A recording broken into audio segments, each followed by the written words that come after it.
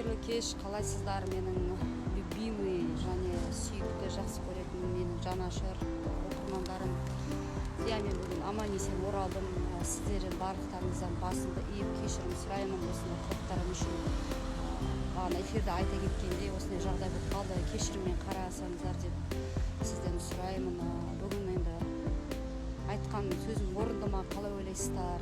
Бұл жерде енді адам жақсы көргеннен кейін енді көріп отырған маған ауыр болады, сол үшін солай либо Айжан, либо мен кетемін деген сияқты айттым. Енді сол шешім қалай, дұрыс па, дұрыс емес па, мен ашумен айтып қойдым ба деген сияқты, сезіме ерік беріп сөйтіп ойланбай сөйледім ба деген сияқты. Барлық жаны ашып мені іздеп жатқан жандарға үлкен рахметін айтам, Алла разы болсын. Және үлкен алғысымды менің сіңілімдей болып кеткен Жулия ханымға рахметін айтам. Осы қыз шырылдап жан-жақтан аман болшы, Жулия.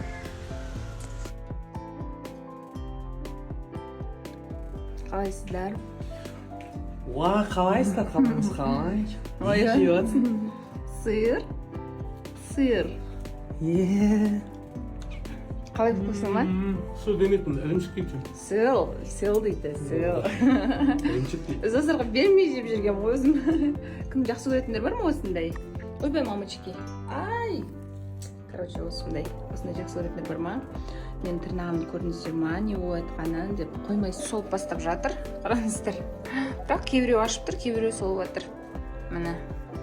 Сола берсін, короче, мен бұны тез андай ваннаға тастап, ваннада жатқым келіп жатыр. И сол үшін тезірек солса да ештеңе кетпейді. Білем, сахар салу, оны дальше ұзартуға да болатын білем. Бірақ данный момент маған наоборот тез кішаймен сола бергені жақсы. Қазір магазинге кетті. Тамақ істеймін қазір. Тамақтанамыз. Потом сұрақтарыңызға жауап беремін, жайлап зазар кесін. Ең образдарың күшті алып тұр, вообще наркомның атын ал, ебай, базардың атын ал, узиктің атын ал,